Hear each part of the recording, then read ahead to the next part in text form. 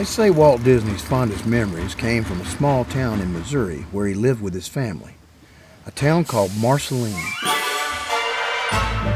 If you ask me now what makes a man, the place where he comes from, religion, his family, and his friends. Indeed, these all must play a role in any camp for some, but for Walt there was just one in the end. Marceline, Marceline, where the best of dreamers dream. Though you've given me your best, I must be headed west. Though I owe so much to you, I must do as dreamers do. My city, my queen, Marceline.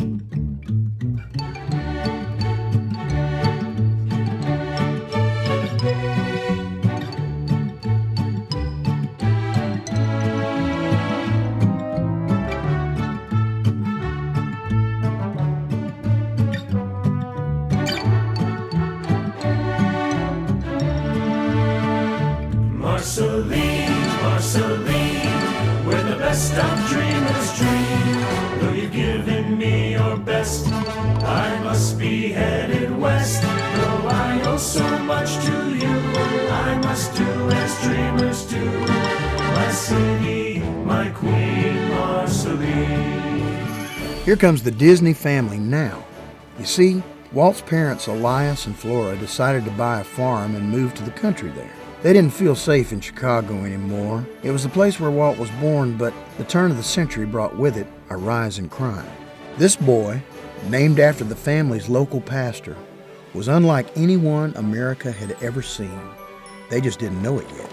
And Flora and Elias certainly didn't know it. But moving their family to this little town in Missouri would change American history. Flora! Hey, first and foremost, let's give thanks to God for getting us here safe. Amen. Amen. Roy, go to the luggage cart, get our bags and trunks. Walt, I need you to go find Mr. Kaufman, his horse and buggy. Flora, can you get some water from my canteen, please? Walt! Walter! Walter! No one could have imagined that what Walt was seeing would end up being such a big inspiration to him later in life.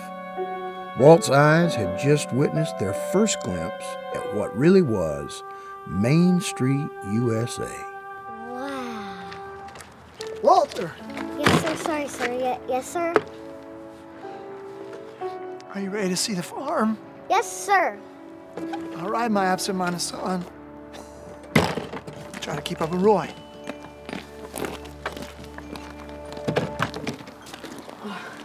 Come on, Walt. There's a man with a wagon here to meet us. See, people are real nice here. I think I'm gonna like it here, Roy. You haven't even seen the farm yet. I can already tell. It already smells a lot nicer, people are a lot nicer, and the sky's a lot nicer. Come on, Walt. Walt Disney was known to say that more things of importance happened to him in Marceline than had happened since or were likely to in the future. What do you think, Ruth? Boy, this is the life. Life. No, I mean, ain't it pretty? Pretty. It's not the city, get it? This here's the country. Country. Golly, can't you come up with anything on your own? Oh, brother. Sister. Even through cold winters, Walt would find a way to entertain himself and his family. You see, Walt was interested in the arts and adventures from a very young age. And well, it looks as if he's about to create his first masterpiece. Look, Ruth, paint. Huh?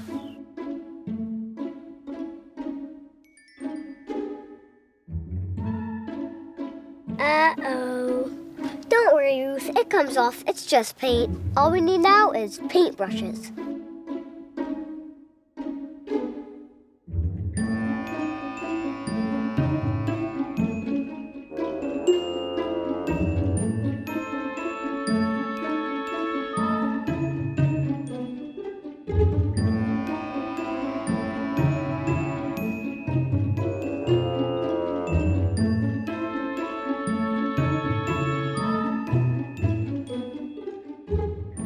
Yeah, it's perfect. gonna be a painter when I grow up. Yeah. There you two are.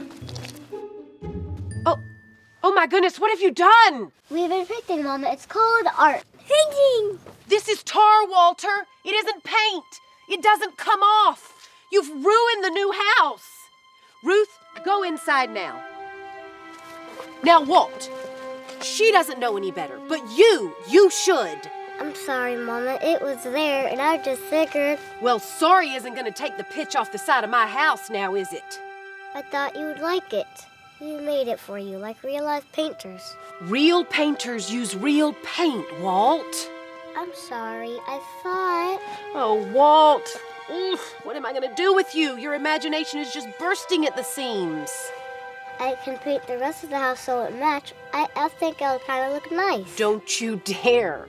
Now, Walter, I know you didn't mean anything by it, but you're gonna have to be punished. I can't let you go around getting away with things like this. You understand. I'm sorry, Mama. I'm so sorry. Please don't punish Ruth. It was my fault, not hers. I told her it will wash off. I thought it was like real paint. Well, you can paint the fence to make up for it. How's that? Okay, Mama. With real paint this time. Just like Tom Sawyer. Walt had a big heart for a little kid, and it was filled with dreams. Why, he even found a dreaming tree in Marceline. It was his own special place where he could sit and imagine all sorts of magical things. He would return to this spot throughout his adult life for reflection, prayer, and of course, to be inspired. He was proud of that tree and the dreams that came from it. And if the dreaming tree wasn't working out for Walt's awake dreaming, it sure came in handy as a spot for some real dreaming, like the sleeping kind. Walter, wake up and see what Auntie Margaret's brought you. Auntie Margaret, is that you? No, just a dream, silly. If you're just a dream, haven't you brought me something I've been dreaming about? Am I not present enough? I suppose. Walt, that's why you're my favorite nephew. Honest as the day you were born. Of course I have presents for you. Look. A new tablet, new art supplies, the whole lot? All of it. All for me? Yes, be my guest. Help yourself. Oh, thank you, Auntie, thank you. You can thank me by drawing me a picture, Walt. You are such a grand artist. I'm going to see your work in a museum one day. Well, today I promised Doc Sherwood that I'd draw Rupert. Who's Rupert? His horse. I suppose you have to start somewhere. Maybe afterwards you could draw a picture for me too? But only if you have all your chores done first, all right? Right after I get done with Rupert. Look, there he is now, Doc. Well, run along. Thank you, Aunt Margaret. Did I just get snubbed for a horse?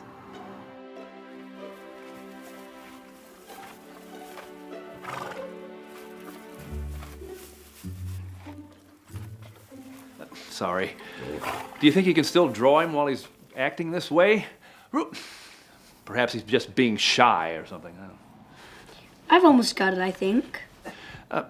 Say, Walter, how's your father feeling these days? I've heard that he's been ill. Well, he's doing pretty awful, Doc. Oh, sorry to hear that, Walter. Should I pay him a visit, you think? No, sir. If he even finds out that I was talking about him, please don't, Doc. Mom says it's just stress that's done to him. He's made himself sick by worrying so much about everything. I think it's just the weather, or at least that's what Auntie Margaret says. Well, either way, it's understandable. He's got a big farm to tend. Well, just making ends meet. It seems like he may have to give it up. Oh, no, sir. We all love the farm. Heck, what would Marceline be without Walt Disney, right, Doc? Well, it certainly wouldn't be as colorful, but... Well, as much as Rupert and I would hate to see you go, well, sometimes in life you have to give up things you love. It just makes sense to move on.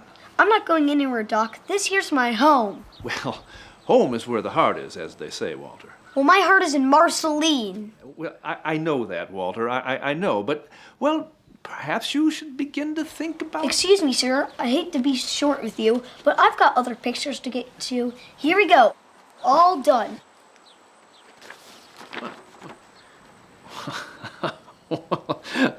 I love it. It's magnificent. What a talented young man you are, Walter. Gee, thanks, Doc. It wasn't easy with Rupert dancing the whole time. It was fun, though, trying to get him on paper. With the way he moved, well, being still would have been too easy.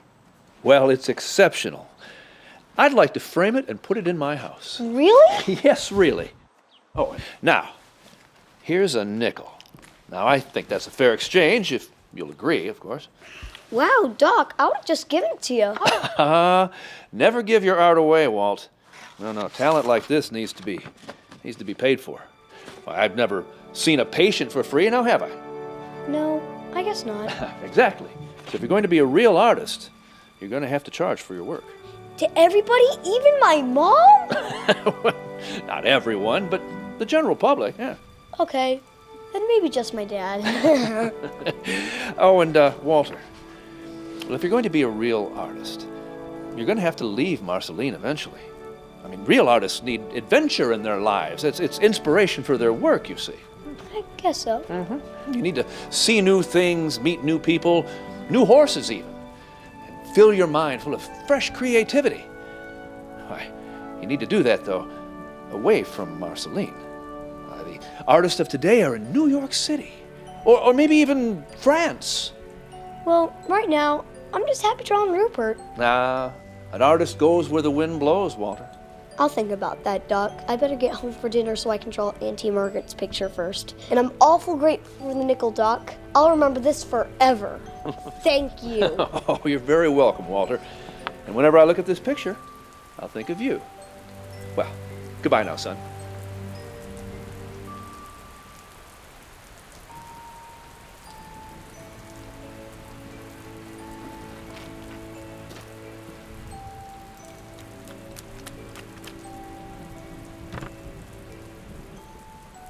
Well, the young artist returns.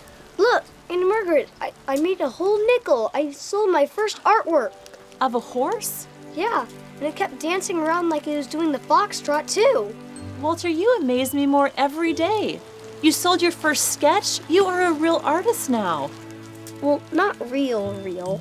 I'm still just a kid. I have to wait until I'm older. Well, is that what you want to be when you grow up, an artist? Well, yeah, but I want to be something more. Like what, the President of the United States? Well, not like president in politics. I want to have the power to change people's lives somehow. Well, art changes people's lives, Walter. How? Art has power. It has the power to make us happy or sad. It has the power to help us see things differently. Or we see something and we feel it too, and that helps us know we're not alone. Art can challenge people. It can change people. Wow, that's what I want to do. Well, you are off to a magnificent start. And if I can get paid to do it, well, Doc said I shouldn't give away my art for free. Well, you have to listen to your heart on that one. But you have to listen to your stomach too, because a man has to eat, and it takes money to buy food. Speaking of which, we had better head in for dinner before your dad sends out a search party. Yeah. And Auntie Margaret, Yes. these are for you. Walt, they're beautiful. They look so real I could almost smell them. Thank you. No, thank you, Auntie Margaret. For what? You're the only adult that talks to me like I'm a real person. Well, you are a real person. I think. I mean, aren't you? Of course I am. You know what I mean, I Auntie know Margaret. what you mean. We are kindred spirits. Yes, kindred spirits. And if there was another adult Walt enjoyed being around as much as his Auntie Margaret, it was his Uncle Mike, the steam train engineer. Ever since he took that first train ride when he arrived at the station in Marceline, he was hooked. He even said himself that one of the prides of his life was his Uncle Mike Martin, who was an engineer on a train running from Marceline to Fort Madison, Iowa. After all, if you can't be an engineer yourself, the next best thing is to have a relative who is one. And young Walt was expecting him any minute. Say there, guy. What you doing on the tracks? Don't you know there's a train coming? Why, sure I do, mister. That train coming is engineered by my very own uncle, Mr. Mike Martin. Is that so? Sure is. Wait and see. Well, could you wait and see from up here? You're making me a bundle of nerves sitting on the track like that. I don't want to end up in the Marceline Herald as the man who ignores track napping kid just before he was squished. Ah, shucks, mister. I'm just listening for the train is all. Listening for the train? Ain't that why a train blows its whistle? Gosh, mister. Haven't you ever listened for the vibrations on a track? You can hear a train coming from miles away. No fooling, huh? You want to try? Well, golly, you aren't afraid, are you? Who, me? No, I'm not afraid. Been meaning to brush up on my train vibration studies.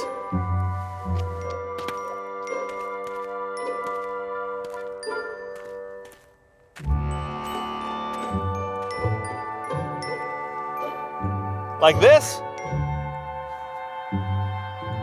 I don't hear anything. Patience is a virtue.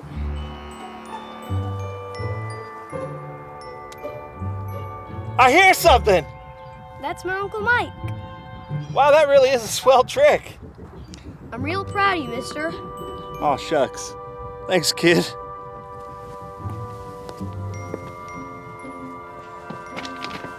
Now I always know if the trains are running on time. Mister? What's that, kid? You might want to skedaddle.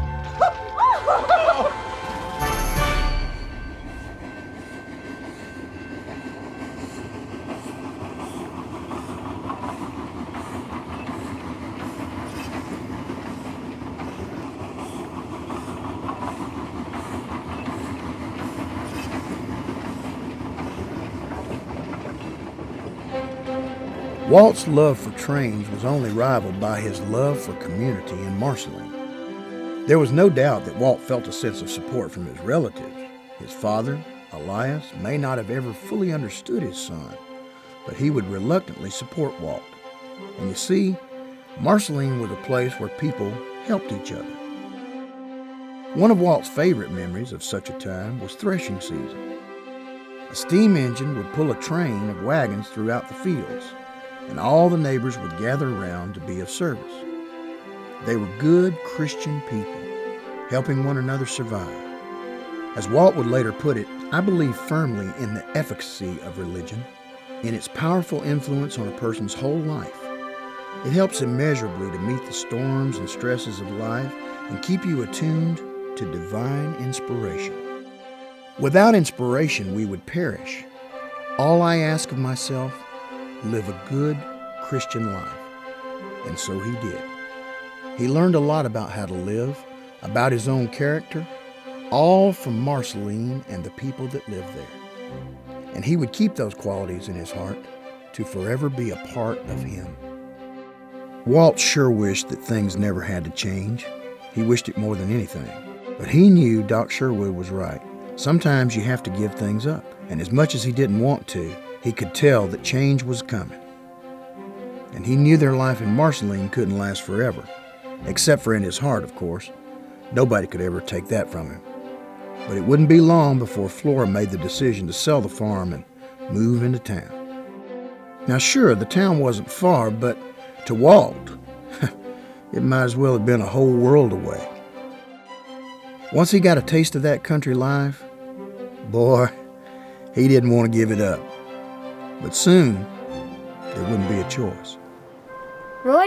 Yeah? Why do you think Dad's having us polish this stuff now? The farming season's over and it's just gonna get all dusty again, so why? Oh, come on, Walt. You know why. Yeah. I guess I just wanted to hear it from somebody who tell it to me straight. Just as long as we're together, it'll be business as usual. It'll be different, Roy, and you know it. Gosh, I'm only trying to cheer you up, and I meant it. Most of it, anyway. We may not be here on the farm, but we'll still have each other. It's just time to move on is all. But the whole world's ahead of us. It's time to get off this farm. You want to leave Marceline? Doesn't anything make you feel better, Walt?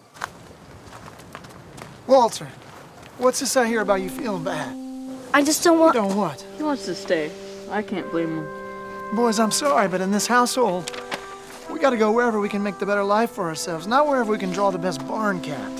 Now, how's the polishing coming? It'll be a fate worse than death if this isn't ready for the auction tomorrow. Auction? Tomorrow? Yeah, auction. What'd you think? We're gonna pull this stuff behind the wagon? Take it to the new house? It'd look real good now sitting there on the street, now wouldn't it? Oh, Dad, he didn't mean anything by it. Well, you're not the only one losing something here. I've worked hard for this. All of this. We know you did, Dad. Boys, make yourself useful. Go into town, hang these signs up, and I'll work even harder cleaning up the farm equipment. Here, you're finished. Well, we can do both, Dad. No, just get it done. Go into town and get it done. We'll be back.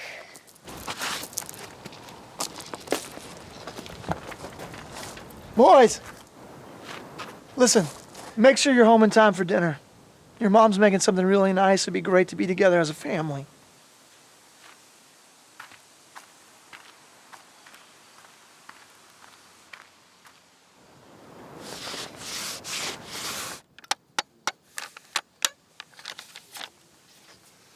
We're all hurting in our own way.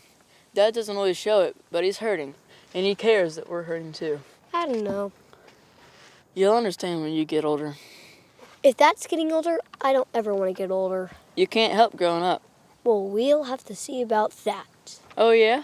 I have some ideas. Ever heard of the Fountain of Youth? I read about it once in an adventure book.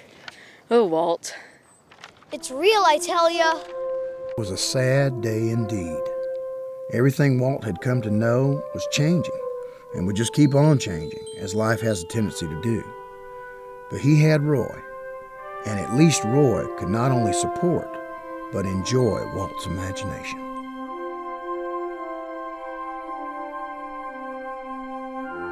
The family moved into a small house in town where Elias could get better while Walt, Roy, and Ruth would finish school. Walt actually enjoyed that house. It was cozy, and the family was always together. That he could get used to. School was probably the only thing that remained the same. Even Marceline was changing. The streets were paved now. There were automobiles, a big old movie theater, and just before the family left, there were real electric streetlights. Walt's small town had become a city within itself. You see, nothing is really immune to change. But in Walt's heart, it was. He would always remember Marceline in his own way. Years later, in a meeting, he spoke of it fondly, saying, "That's what it is, a feeling of freedom with the animals and the characters that live out there. That's what you experience when you go out into the country. You escape the everyday world, the strife and the struggle. You get out where everything is free and beautiful." And so it remained to him. And he held on to that dream, that place where he once lived, that he would never forget, especially when the Disney family left Marceline for good. When Elias was well enough, they were off to Kansas City. Another adventure.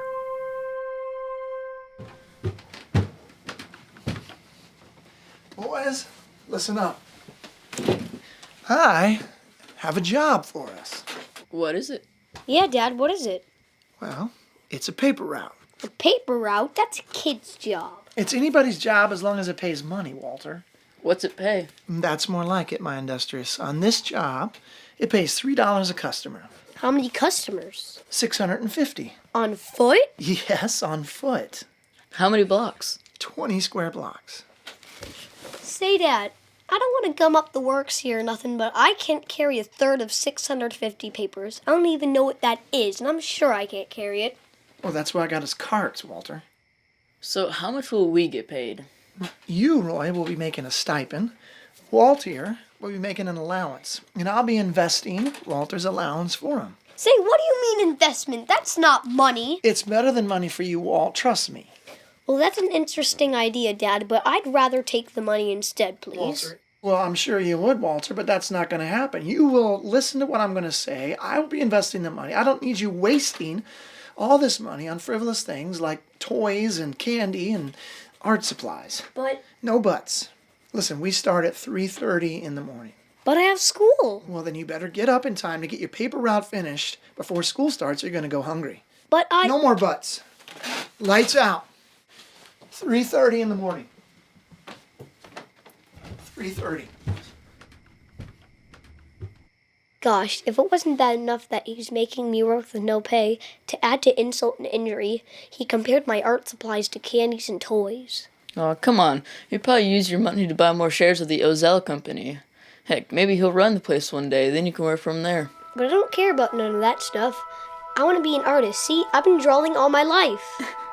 What are you laughing at? You say like you're 1,000 years old. I got as much of a chance as anybody. Let's just try out this paper out thing, okay? It doesn't mean you have to stop drawing. Okay. And I can always buy you candies and toys with my money. I don't want you going all the way to the store on my account, Roy. Why don't you just go ahead and give me the money? Good night, Walt. Good night. And Roy, thanks. Don't mention it.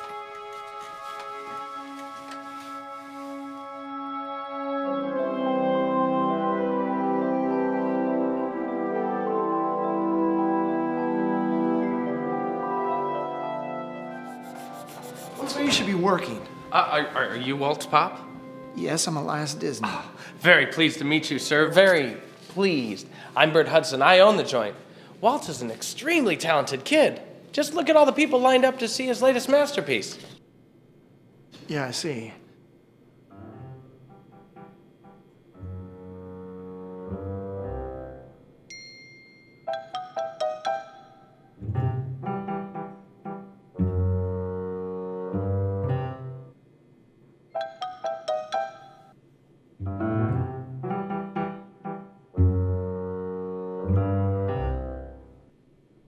It's a slow day. Well, he should be working. Oh, don't worry about that, Mr. Disney.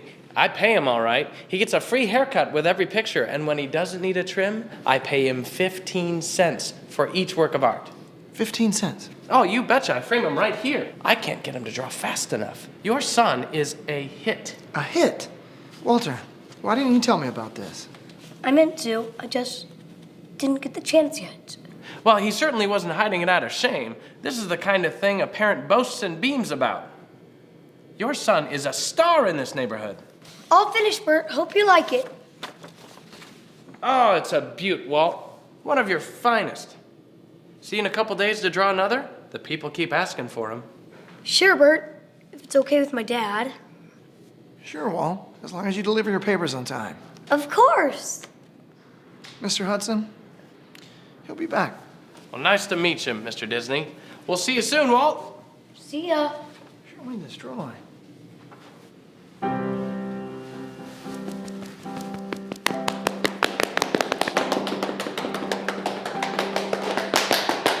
Cease Mannequin, Master Disney. Indeed, Walter, what he said. Hey, what did you say? I have no idea. I just felt that young Master Disney deserved a compliment in a different language. I have no idea what language that was. Thanks, Oscar. Thanks, Jen. Walter, did you just call this man Jen? No, not Jen. Perhaps you heard young Walter say Jim. Or Tim. Or Tom. Although Jen would be best. I think so, but only if it was the tiniest drop in a tall glass of tonic water being sipped in front of a Super Bella. Fragile, mystic, especially all ferocious. Walt Disney. Illustration. Exactly, nothing better. See, young Master Disney, your work is unfit for plain old words. Someday, people will stare at your work and just not have words. So they'll invent them, or you will, because you're that good. Walter, please don't encourage him. Oh, we don't need any encouragement. We've got enough motivational oomph. Yes, we've got enough motivational oomph of our own, just like Walt here. Motivational oomph. I like the sound of that. See, just being around you makes people more oompful. Okay, excuse us, guys. We have to go. Don't you have something else to do?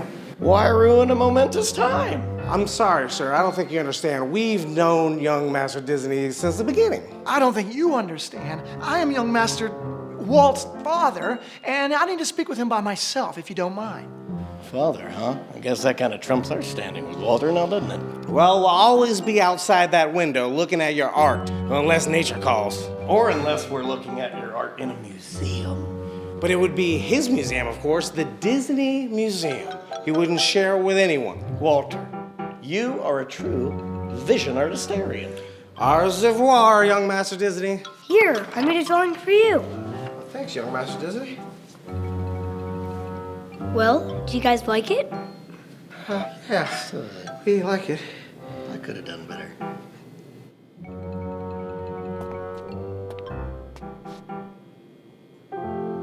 Those guys are pretty funny, huh?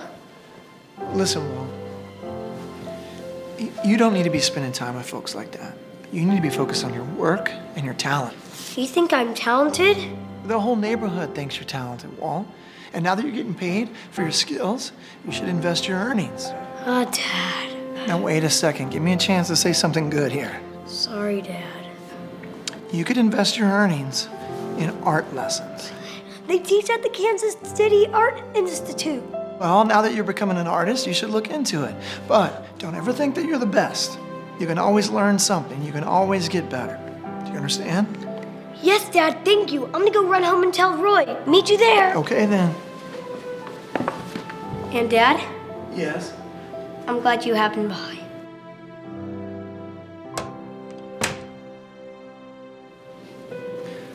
Me too, son. Me too.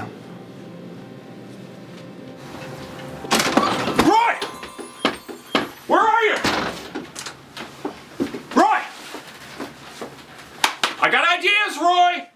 Roy! I got an idea. Not again. No, look at this.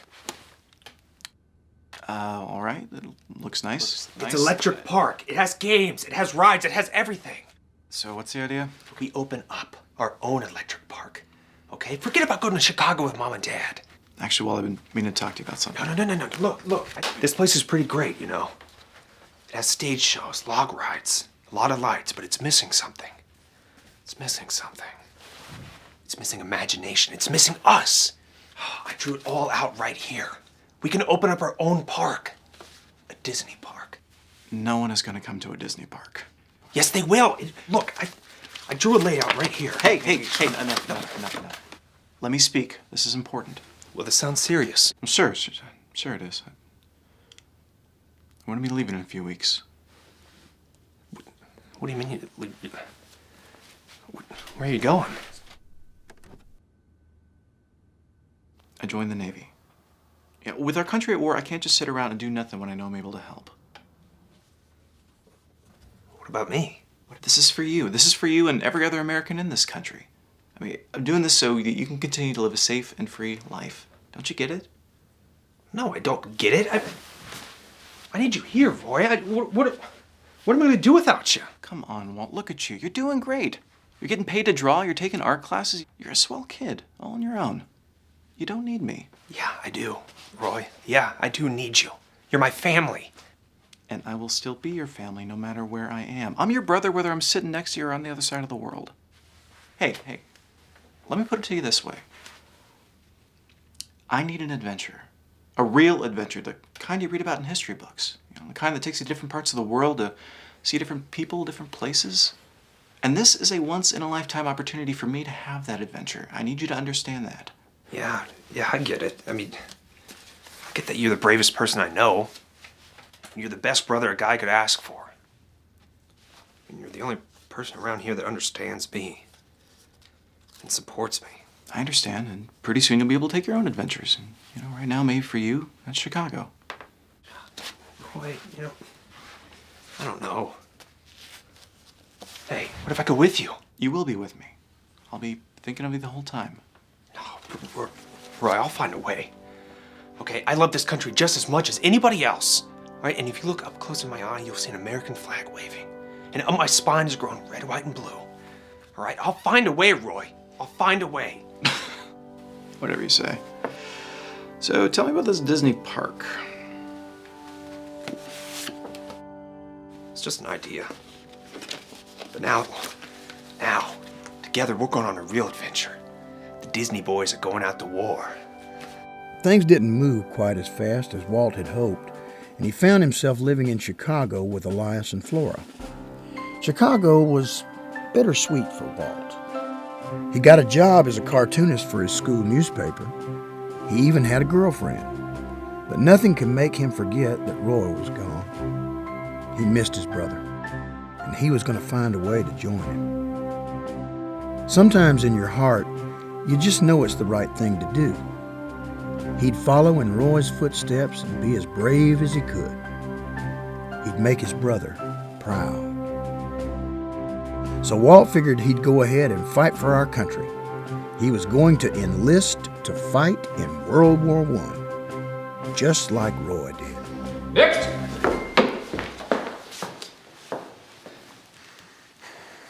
Mr. Disney. The United States Army thanks you for your gumption and your courage in approaching the recruitment office today. But Of course, sir. I mean, it's my duty as an American. Mr. Disney! Yes, sir. At ease, Mr. Disney. Listen, kid, you're 16 years old. Under the Selective Service Law, I can't take you unless you're 18. Got it? Excuse me, sir, but I think my pride as an American makes up for those years. I mean, my willingness to get out there and fight with our fellow countrymen. I mean, I have bravery bursting out of my soul. Doesn't that count for anything?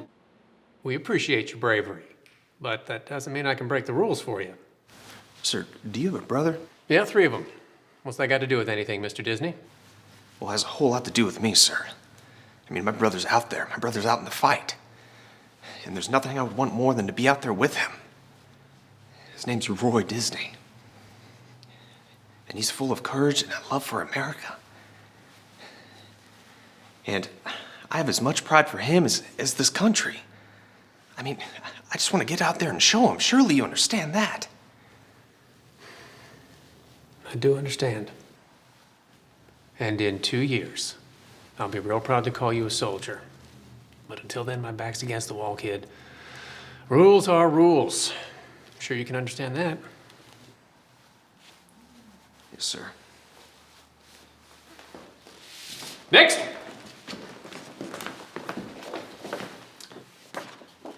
Mr. Johnston. You gonna shave? Now, Walt Disney never took no for an answer.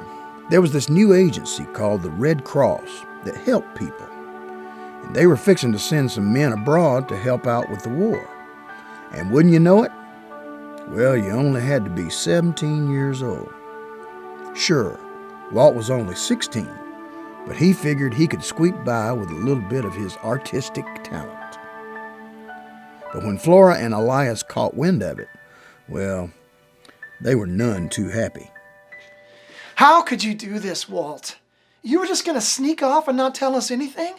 You don't have respect enough for your mother and I to tell us your plans. I didn't think you'd let me go. It's for our country. It's like what Roy's doing. And you wanted to march off without even saying goodbye, Walt? March off to death? Did you know that, Walt? You could die out there. I can't believe you were just going to march off and die and not tell your mother and I anything, not even a letter. I'm sorry. It's... all I'm thinking about is Roy and being brave like him. Well, you're not Roy. Roy can take care of himself out there. Roy has respected my plans for this family all along. He has proven himself to me, Walt. You will never be Roy. You're a different son. You're the dreamer. And Walt, dreamers, they don't fight. I won't have it. I don't want to fight. I want to help. And if you just sign this paper, I can be a member of the Red Cross. I can be a part of the relief effort. Look, I want to aid our country and protect our liberties as Americans. Don't you understand that? No, I don't. I do. Excuse me? If we don't sign, he'll just find some other way to go and sneak off. At least this way we can say goodbye to him and have a proper send-off. His mind is set.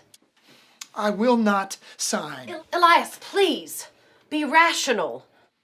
Flora, you can do whatever you want. I will not sign my son's death warrant.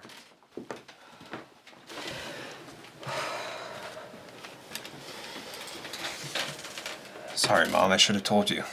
Yes. Yes, you should have. But even if you did, your father wouldn't have allowed it. Still, it would have been the respectful thing to do. It's just I miss Roy, and I wanted to do something to make him proud. I mean, America's important to this family, and if this is the war to end all wars, they're gonna need some dreamers. It's okay, Walt. I understand. Now, where do I sign? Welcome to the American Red Cross training facility. You gentlemen are what we like to call the Ambulance Corps. Preparing for war is an understatement. There are so many disturbing and grotesque things that you will see on the field that you will probably want to run away like girls, but you can't. You have taken a vow to be a part of this Corps. You will have to stand your ground in the field and be men. As they say, war is hell. So welcome to hell. Your trucks, your vehicles, will be hosts to thousands of lives, and many of which will be lost depending on your driving abilities.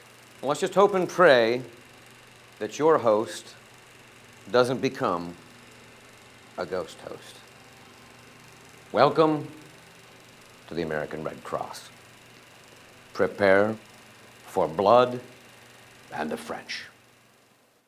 Now, Walt had won the battle, but he hadn't won the war. The United States did that without him. But Walt got shipped off to France to be part of the Ambulance Corps anyway. There were still relief efforts that needed to be taken care of, and it was now his duty to go ahead and take care of them. Now, Walt got to see all sorts of things in France. It was a whole new sort of experience for him. Here he'd never left the Midwest, and now he was traveling around an awful lot. This small-town boy was quickly turning into a man. Time seemed to move slower in France, and it was at this point where Walt was introduced to cigarettes. However, just like when he was a boy under the dreaming tree, he found comfort in art. And just like before, it was on an unlikely canvas.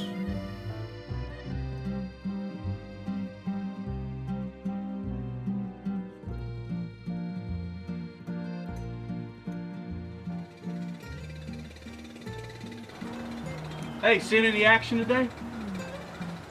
Nope, not today. Not yesterday, not even the day before that. Guess our instructor was right. If boredom is what they mean by hell, war is hell.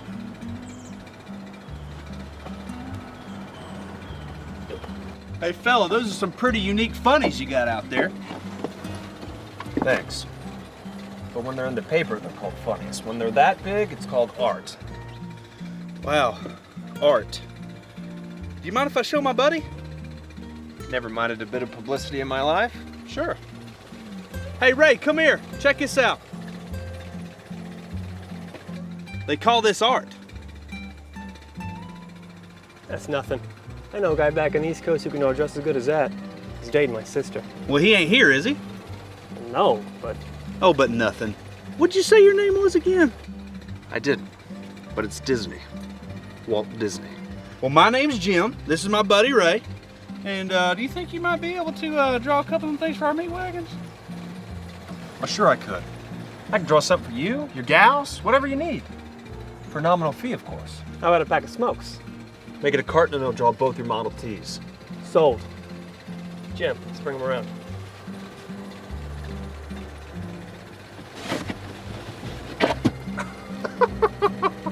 Doc Sherwood was right so many years ago. Walt needed to see the world. And just like he predicted, France was where much of his art was perfected.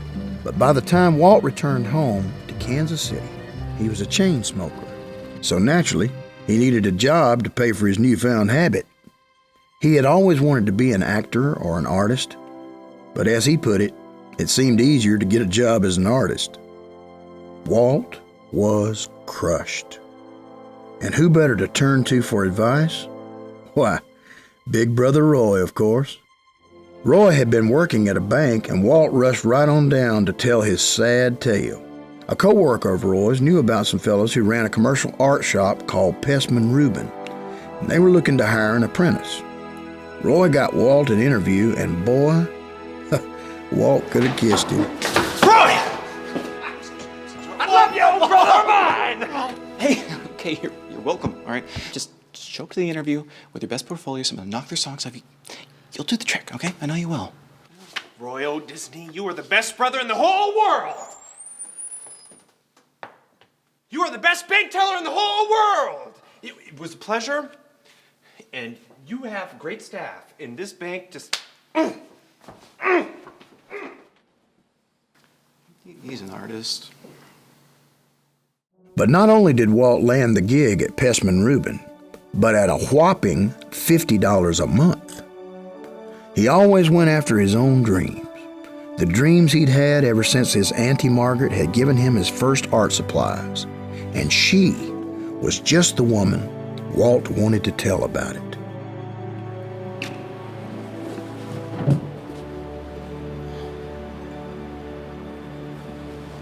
Say, is that your gal?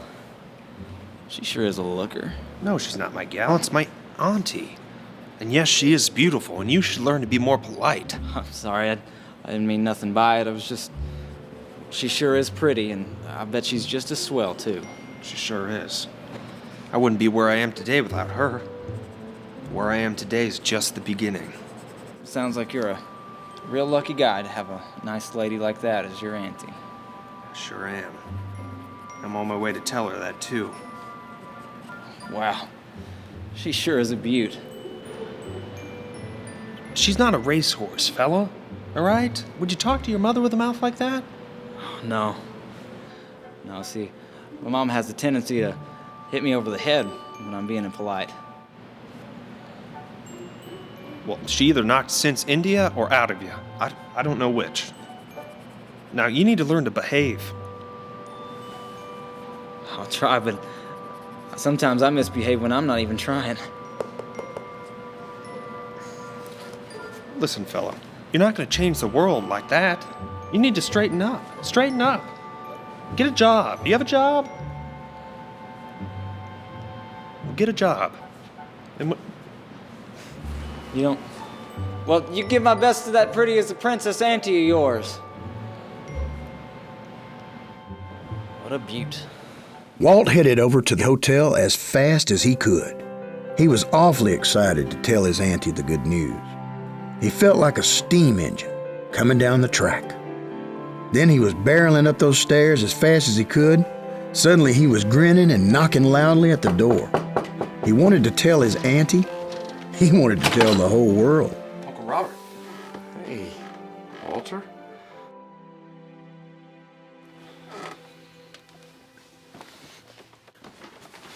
Auntie, you're never going to believe it. They're paying me to draw pictures. I got a job at Pestman Rubin. They're paying me $50 a month. I'm a real artist now. And it's all because of you. Who is it, Robert? Auntie Margaret, it's me, Walt. It's our nephew, Margaret. Elias's son. Walter. Who is it? I don't understand. Auntie Margaret, it's your favorite nephew. It's Walt. I mean, you gave me my tablet, my drawing supplies. I mean, if it wasn't for your encouragement, I wouldn't be an artist. I mean, you used to rave about all my pictures. I'm tired. I think I'm gonna sleep for a while.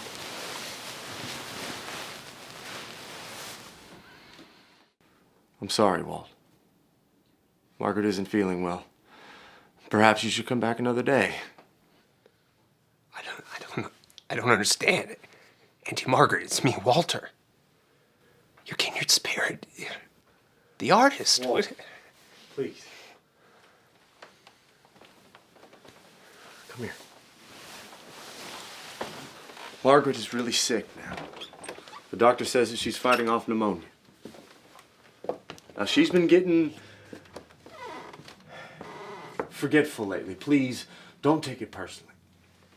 Surely she would remember me if I could just talk to her for Walt, 1 minute. I'm really sorry. Truly, I am. But I'm going to have to ask you to leave. Margaret needs a rest. You understand. I just want to thank her for encouraging me to draw. Walt, please, please. Please don't make this any more difficult than it already is. Oh, gosh, I'm sorry. I didn't mean to be a trouble. Is it okay if I say goodbye? I mean, please give me that. I'll be quick. I just want to say goodbye. Sure, Walt. Go ahead.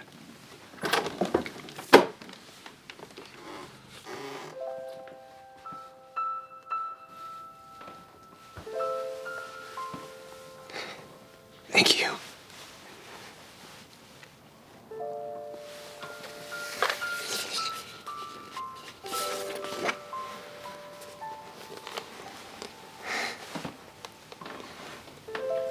Hope she gets better.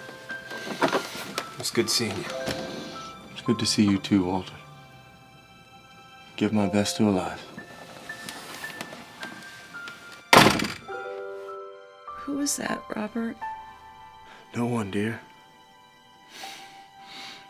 No one.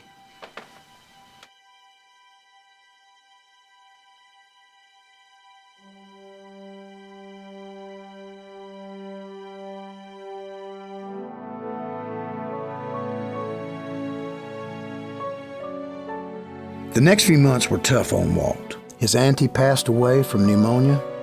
He never really got to convey to her just how grateful he was. He never got to feel her old enthusiasm about his talent, the enthusiasm that gave him the confidence to pursue his dreams in the first place. And he lost his job at Pessman Rubin due to downsizing. Things were looking pretty bleak for Walt, but he didn't lose faith. He knew he had a God-given talent, and it was meant for something special. Elias was right. He was the dreamer, and dreamers never quit. Hey, Walt, it's me, the donut-eating champion of Pessman Rubin. Ub Iwerks. Shuffleboard Coke, Captain. Old buddy, old pal. Come to offer me my job back? I gotta say, I got a lot of prospects on the horizon. No, I got kicked out on my rear too. That's why I came by. Thought maybe you had something, anything. I gotta support my mother, and she's not the most gentle mother, if you know what I mean. So I didn't know if you had something. I'm desperate, Walt. Desperate, I tell you. I didn't know if maybe with your connections with your brother Roy, if you had something. Anything. To be honest, Hub, I don't have much going on myself. Come on, Walt. If anybody can think of something, it's you. You're a thinker. I've got your number. You've got one of the greatest minds in all the world. If you just put your mind to it, you'll think of something. All right, calm down. You're gonna wake the neighbors. It's daylight, Walt. Some of them take naps, but I can't think with you being a big bundle of nerves. Now give me a second to think about it. Right. Sorry. If I just let you think, then we can come up with something. Think. A minute. All right, a minute. Right.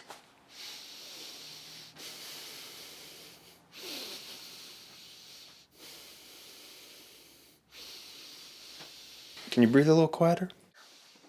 It's not really my fault. The doctor says when I get all stressed, my sinuses and nasal cavities flare up, and I don't know what's going on. If I could just think with Pessman Rubin and... By Jove, I think I got it. Got what? An idea, an idea. Oh, what is it? We go into business for ourselves. I don't think so. We don't need an agency. We cut out the middleman. It's just us. All we need is clients. We can call it Iwerks Disney Commercial Artist. You're gonna give me top billing. Well, Disney Iwerks sounds like you're gonna go get your eyes checked out. Or get a nice pair of spectacles. We're commercial artists. We're not optometrists. I tell you what, you go set up shop. I'll get the clients. We'll be in business in no time. Well, what are you doing? Get going! Right. Yes, sir, Mr. Disney, sir. Walt, sir. Walt Disney, sir. Now, Walt and Ub weren't doing too bad at all. Walt did the sales pitches and got enough clients to afford them their own office and plenty of profit. The Iwerks Disney Commercial Artist Company was in business all right. Well, for a little while anyway. You see, Walt got a job as an animation cartoonist at the Kansas City Slide Company, and he left Ub in charge of their company. Ub wasn't much of a take charge kind of guy. Things went downhill pretty fast. And soon enough, Ub was asking Walt if he could get a job at the Kansas City Slide Company too. So that was the end of the iWorks Disney Commercial Artist Company and the beginning of learning a new kind of drawing, animation. How it began might seem a bit primitive, but remember, you have to start somewhere. So first, an animator draws a picture.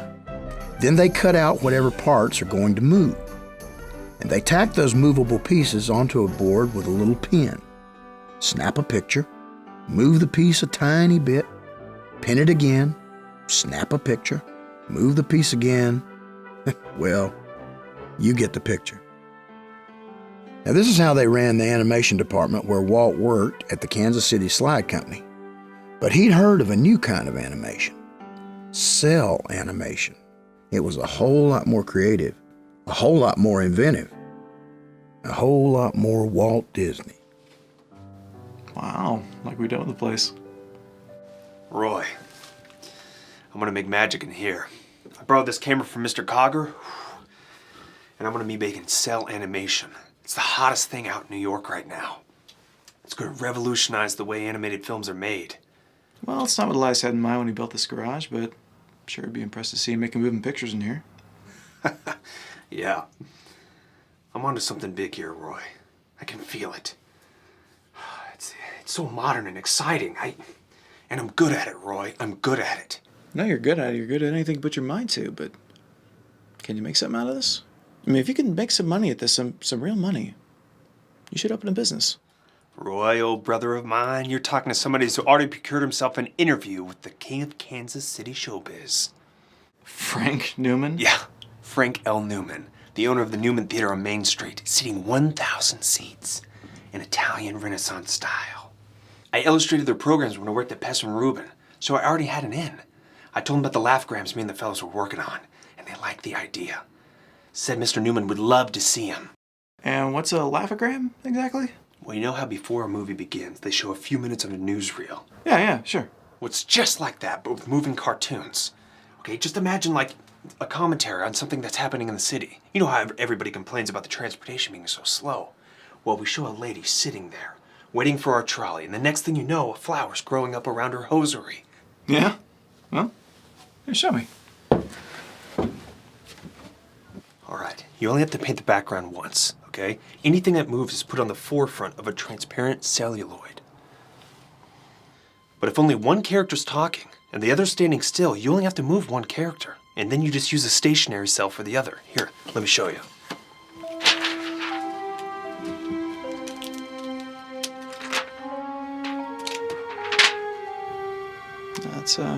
That's really something. I think I'm gonna be in business again. And if these laughograms take off, I can start making longer films. Whole animated films. One for kids and adults. For the whole family to see together. Well, you know I'm rooting for you. So, did you finish this one? Yeah. It's perfect.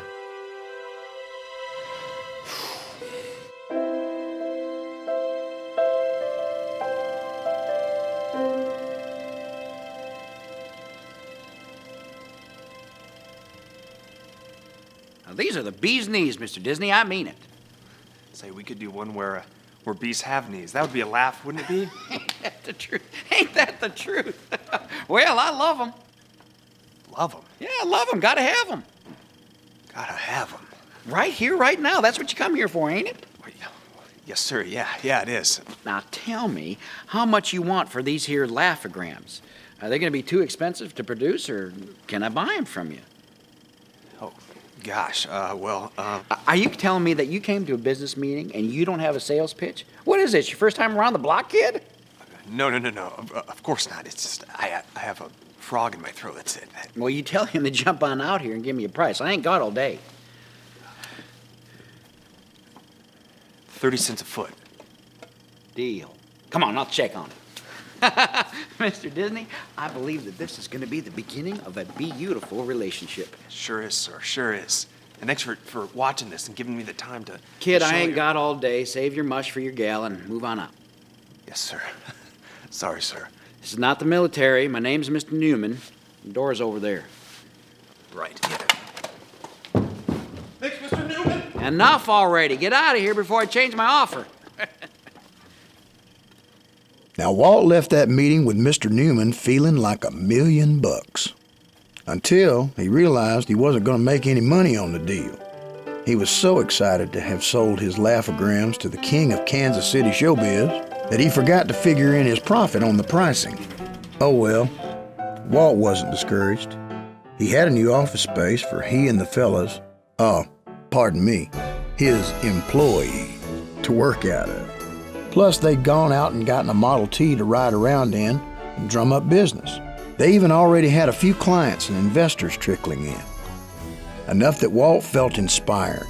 And when Walt felt inspired, well, he was still working on it long after everybody else went home.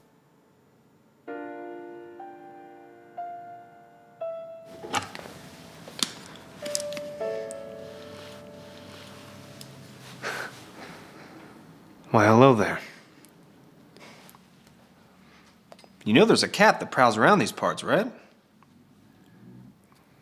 But don't worry, if you stay with me, I'll keep you safe. Just as long as I feed you, huh? Well, I didn't know I was talking to a business mouse. Well, I'm happy to have the company. You know, since we're newly acquainted friends, I should probably tell you, I'm gonna change the world. And it all starts right here. I know a lot of people say that, but, you know, I'm gonna do it. I'm gonna do it. Go ahead and finish that. I got work to do.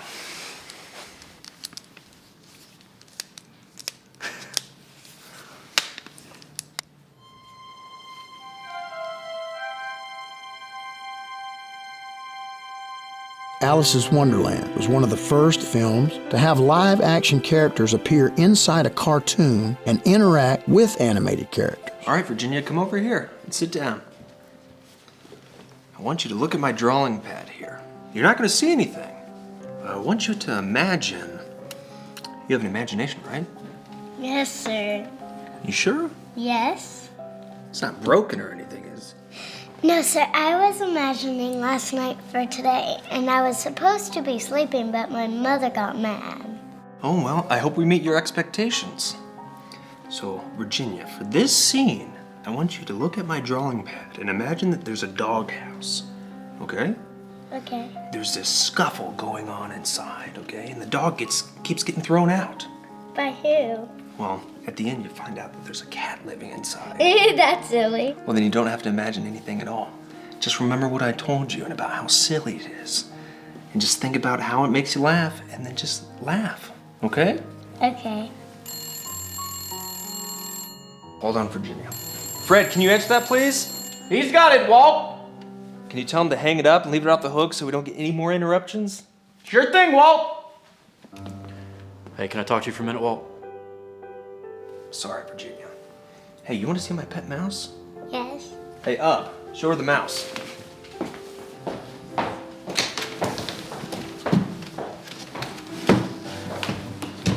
Where'd it go? I think it's over here. Oh, I see him. There he goes. There's a mouse. All right, what is it, Fred? That was the bank, Walt. They said we bounced our last 20 checks, including payroll. They're adding interest and fees. I mean, it's pretty bad. Do you know anybody that could help us out? I mean, one of your investor friends, maybe? No. I don't have any more investors. We're all dried up, Fred. I tell you what, let's continue working on Alice's Wonderland with Virginia. You know, we've already invested so much in this, all right? And I'll drum up some more business, all right? I promise I will. Sure, Walt. It's just, well, me and the guys, we got to eat and all, and with our checks bouncing, yeah, I feel awful about that, Fred. To you and the guys, you know, just let's take a break and order some lunch from the diner downstairs, all right? Walt. No buts, all right? I insist. But what do you want me to pay him with? Yeah. Cartoons? No, this is your money. No, well, if there's any left over, you split it between you and the guys, all right? What are you gonna do? Don't worry about me, all right? Now go on. I gotta get back to Virginia. Now, if there's anything that Walt Disney believed in, it was his talent. Whether that talent was art or being the best salesman the world had ever known. He must have hit up every client he'd ever worked with in his entire career, plus all the ones he'd never worked with. He was going to find a way to save Laugh-O-Gram Studios and his friends, even if it drove him into the ground. See, all of his employees, the fellas, they believed in Walt and his talent and vision too. So he just couldn't give up, not ever.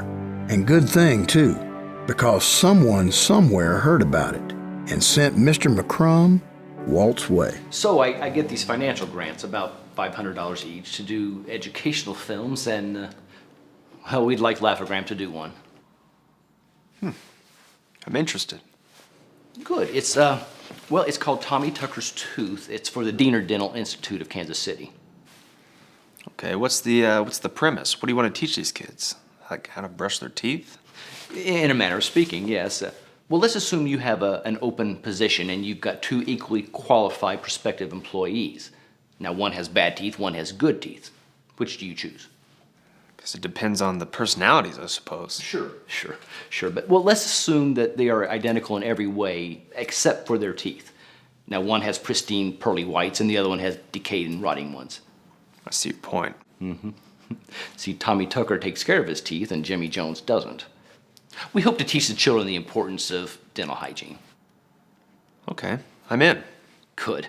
Well, we'll continue our discussion at the Institute. Can we talk here? Mr. Disney, I've assembled a team at the Institute.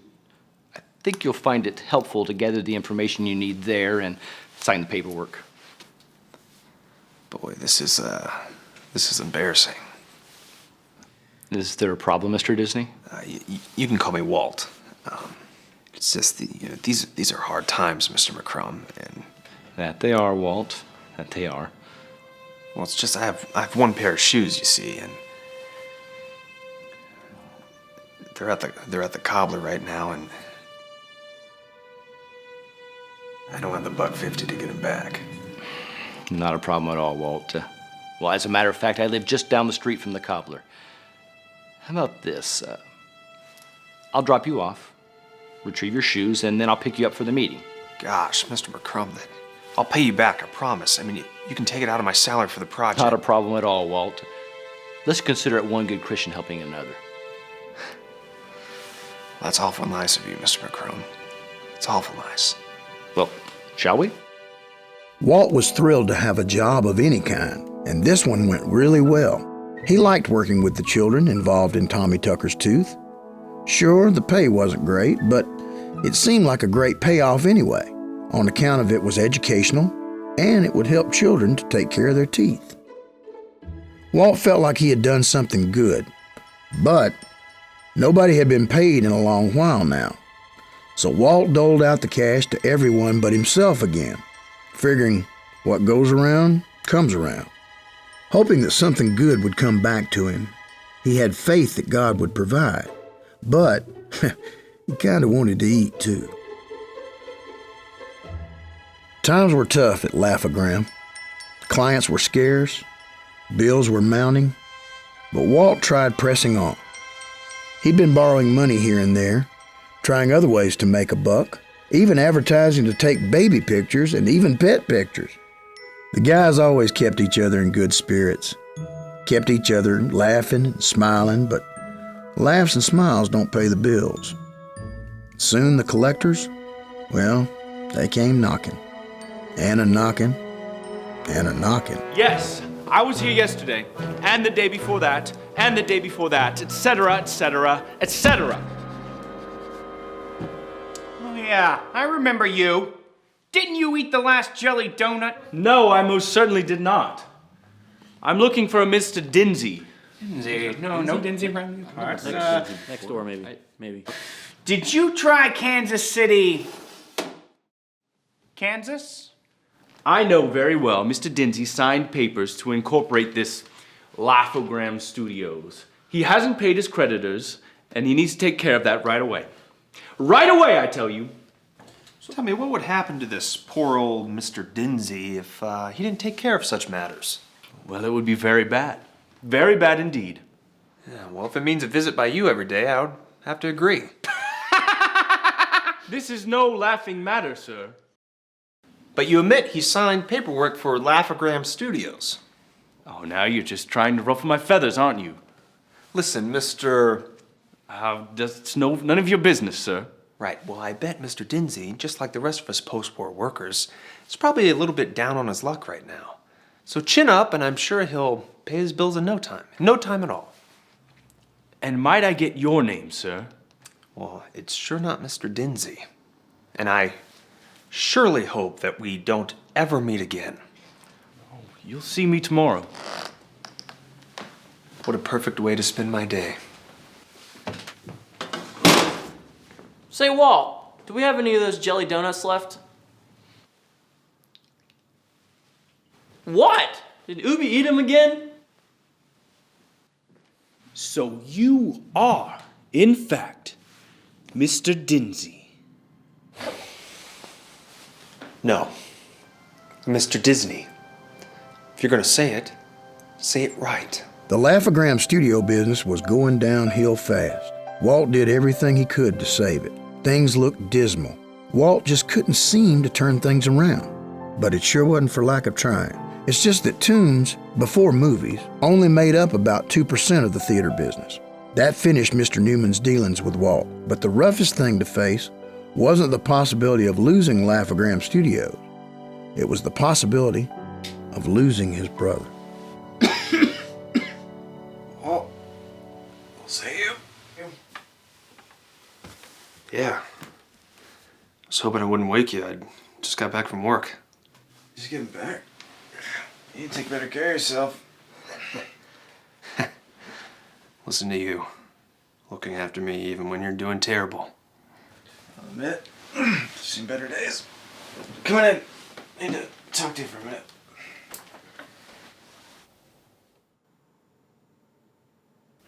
You know, I'm leaving tomorrow, don't you? Doc says, warmer climate be better for me. Yeah, I forgot tuberculosis in the war. These Missouri winters haven't exactly been too kind to me. Yeah, I thought I'd see more of you before I left. I've just been working, you know. It's okay, Walt. You don't have to be afraid. Afraid of what? Afraid I'm gonna die?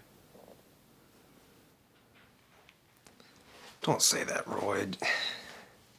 If it's my time, then by the grace of God, I'll go. I'm not scared. Well, I'm scared, you know? I mean, I don't know what I'd do without you. I can't lose you, Roy. I just can't. You're the only one around who understands me, and maybe I'm selfish, but I'm not ready. I'm not. I'm not gonna say goodbye.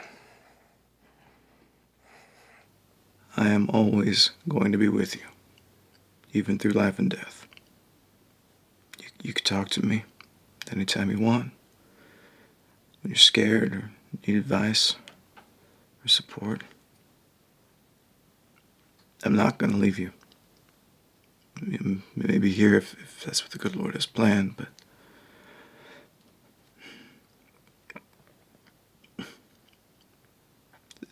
it's never goodbye. Not really.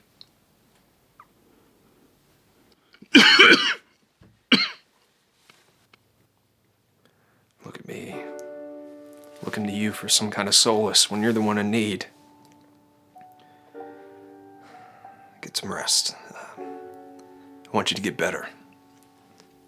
I'm working on it. Been praying on it every day.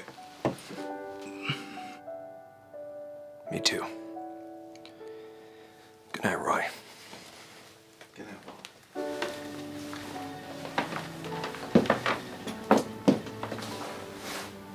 Hey, Roy. Just in case I don't get to see you. You know I love you, right? Love you too. But I'm not going anywhere. At least not tonight.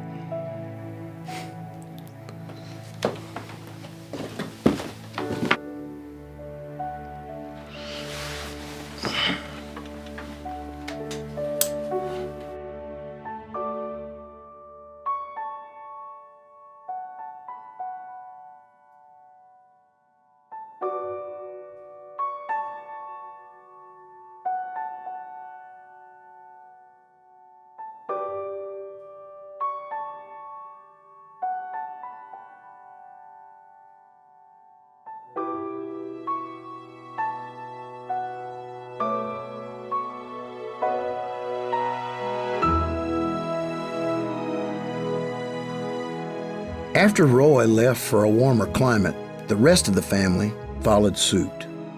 Walt had never known a time when he hadn't been surrounded by family, but for the first time in his life, he felt entirely alone.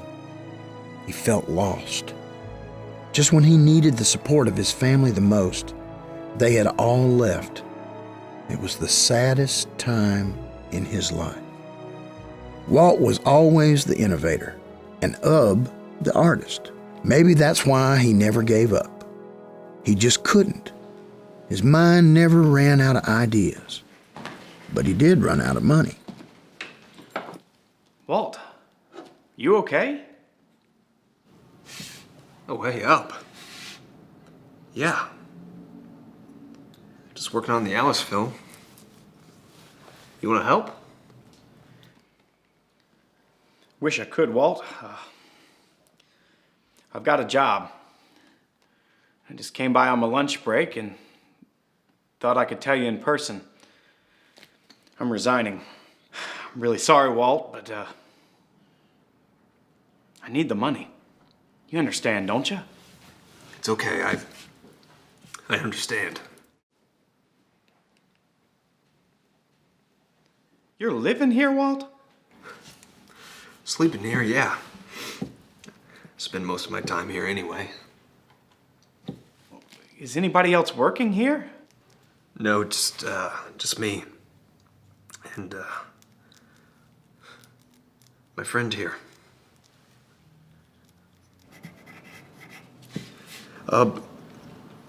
People have to make money, and it's just something I don't have to give right now. What are you living on, Walt? Not much. Not much up. How's Roy doing? Has he gotten any better? Yeah, he's getting better. Well enough to badger me about how to run things around here. He thinks I should file for bankruptcy and move out to California.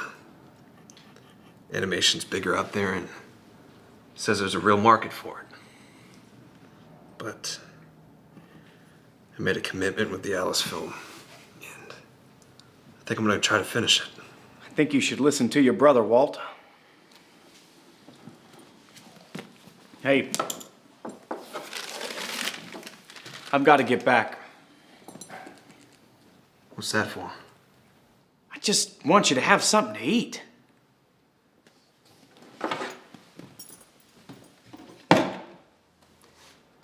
Goodbye, Walt.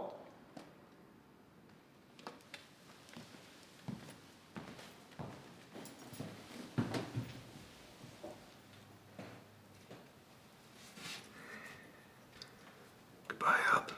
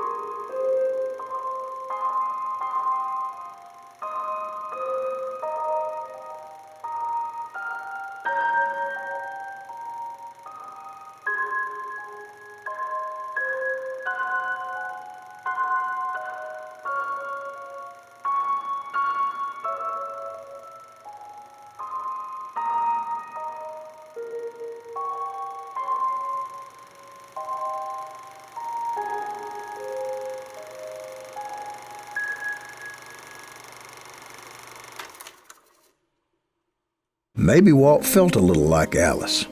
Lions chomping at his heels, nothing he could do. This was the end of the line for sure. He had filed for bankruptcy. He pawned his camera so he could buy a train ticket to California to be with Roy, to start again. In a lot of ways, he felt like he was jumping off a cliff to avoid the ferocious lions waiting to eat him up.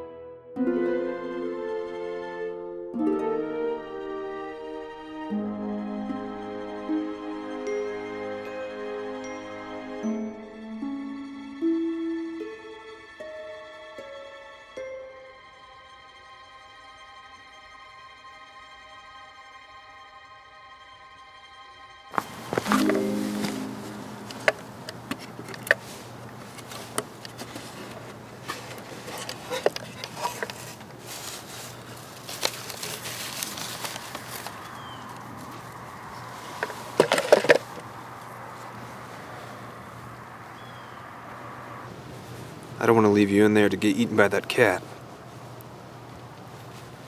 You'll have a better chance out here. You'll see. It's like my friend Doc Sherwood said when I was a kid. Sometimes you gotta give up on the things that you love. Sometimes it makes sense to move on. It hurts me too, but there's a whole world out there for you to see. You don't want to be in the same place for the rest of your life, do you? Just think of the adventures you're going to be missing out on.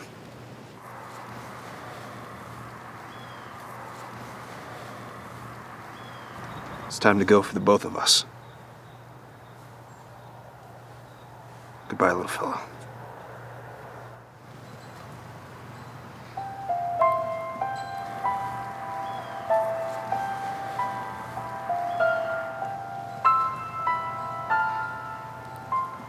See you real soon.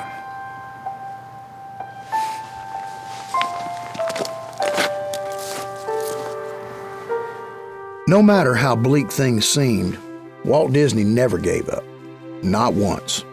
Failure upon failure, he still believed in himself, in his talents, the faith in his soul that he could achieve anything if he just put his mind to it.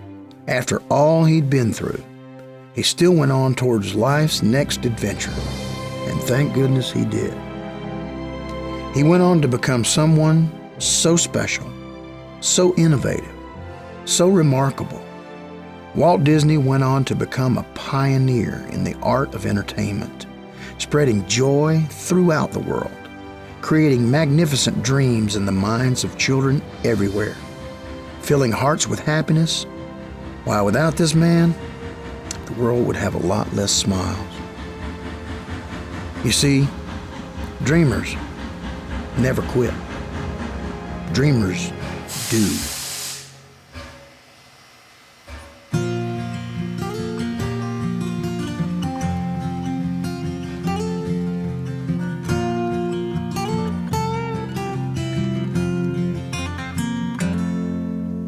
There have been some ladders I have climbed to try to reach a dream I've had in mind. As I scaled them rung by rung through the songs that I've sung, I've tried to bring some happiness to you, 'cause that's what dreamers do. The struggles that I've had along the way have only made me stronger day by day. And even though it wasn't easy, never doubted I'd pull through, 'cause that's what dreamers do. A dream can be like thunder from the clouds. It echoes through the canyons, strong and loud. And it can chase away a dark sky when a ray of hope shines through. So in a dreamer's eyes, the gray skies are always blue. That's what dreamers do. Whoa, that's what dreamers do. I'd forever journey time and space, simply put a smile upon your face. And even if it took a lifetime just to make that wish come true, that's what dreams do.